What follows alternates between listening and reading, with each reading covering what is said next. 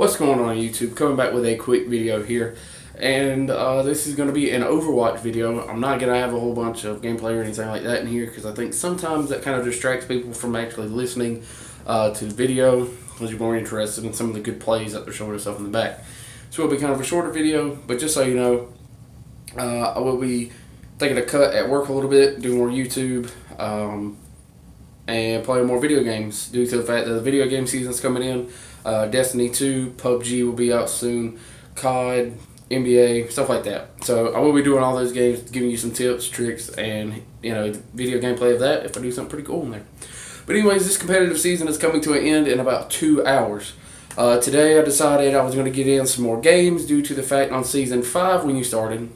Just a disclaimer, this is my first competitive season. I got my competitive placement games in Season 4, I believe, because we joined in at the very end. So I was doing those and then the season ended. So this is my first actual competitive season. I started out the season at 1900, which is high silver, almost gold. Dropped down to just before bronze at 1500 of bronze. I was about 1600. And now I've climbed my way back up to 2200 as of today. So I've been playing quite a bit.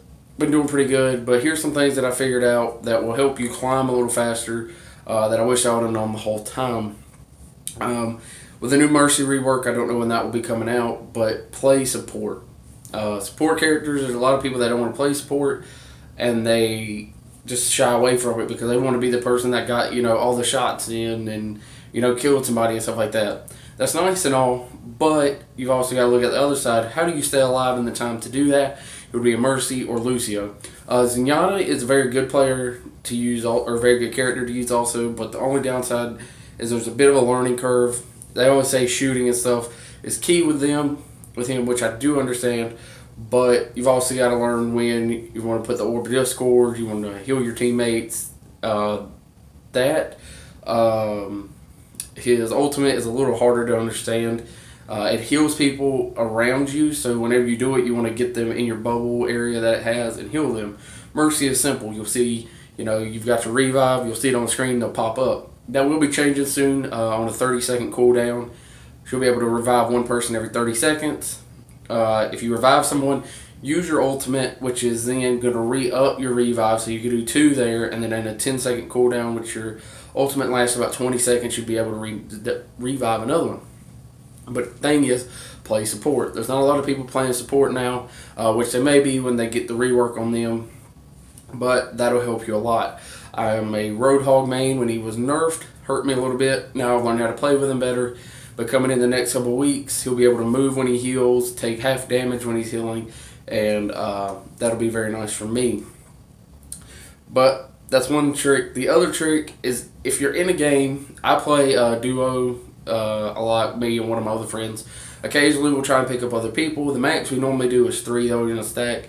With 2 stacks, you'll get single players, and you may get a stack of 3. You're not going to see a 6-stack team or anything like that normally, which is good. When you get up to 4 people, you're really just open to face anybody. If you have 4, they can have 3 to 6, or if they have less, it would just be stacks of 2. So that's another thing to look into. If you have a friend that you really like playing with and y'all are pretty good when y'all play together, that's a good thing. But you will be running into other stacks, so you need to wonder if it's worth it, or if you just want to play on your own, or play in a 2-stack, which is perfectly fine. The higher stacks you go, the more coordinated you need to be, due to the fact that if it's 2 stacks and a bunch of solos, and they're playing completely solo, and we can't talk to them, then it's going to be kind of hard for us to, communicate what we think they should do, or what they think we should do to help us out. Normally, me and my friend now, we go the more defensive route on defense, not even DPS. We go Bastion and Torbjorn or whatever, other current is what we go normally. And of course, if somebody else picks that, then we'll pick up somewhere. I'll go Reinhardt for the shield or Orisa for the shield and help out the team that way. But always remember, team communication helps a lot in these, due to the fact that if you're not communicating with your team in any way, or you're just being a toxic person, telling them they need to switch, well, maybe they're not good on the character that your group may need, and maybe you should pull off of who you have to help. I go Roadhog right off the bat every time. It doesn't normally get a lot of hate because it is still a tank, but if I see that we don't really have a shield to put up for the defense to go in, then I'll switch to Reinhardt or Orisa, of course, and try and walk through. I've gotten better with Orisa, but Orisa also isn't always what's needed. Her shield can only take 900 damage, but after a couple seconds, it will come back. So that's still not a bad shield to have, but I do see the point of Reinhardt's can take 2,000 without going down, and maybe gives you that extra little push to get through on the first attempt.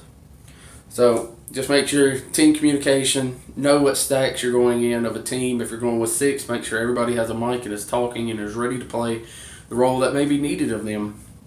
Even if it may not be their best character, as long as they know what they're doing with them, it's still good to have them. Also, don't be just that toxic person that thinks, well, the team comp's terrible, we're going to lose. Well, no, maybe somebody can pull off a good play. Maybe somebody's very good with a character and can use them to your advantage, and just check into that. Also, one last thing that I've been picking up on, which has helped me a lot in winning games, watch the kill feed. So the kill feed, top right corner, if they show up in red, and red on the left, then blue, that means they killed somebody on your team. If it's the opposite, that means you've killed people on their team.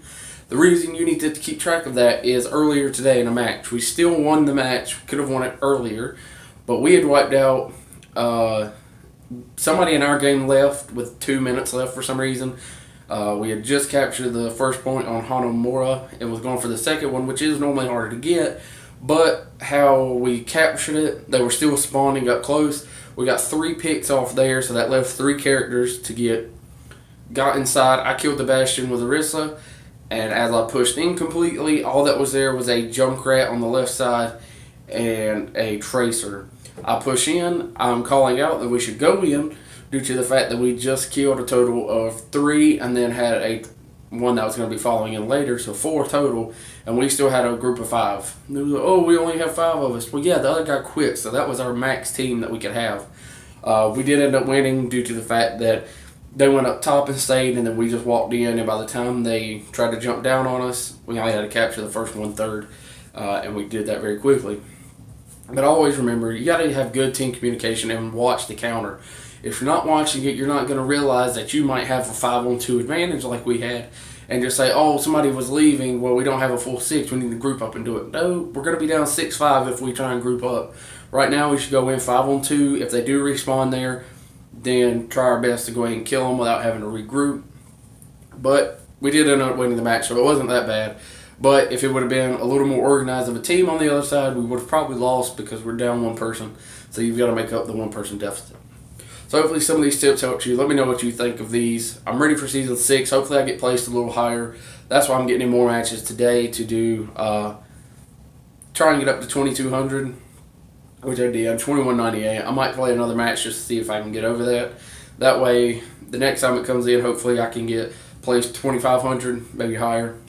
And hopefully the Roadhog rework comes in before that, because that would be nice for me. I'm getting better with all my tanks. If you do want to play with any, add me, on Xbox.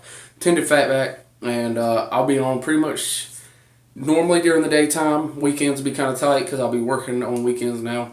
But just go ahead and check me out if you'd like to. Tended Fatback, add me. Let me know that you watched this YouTube video or that you're from my YouTube. That way I'll add you back and we can get into playing. I will be doing a lot of quick play this coming up week, trying to get ready for the next season.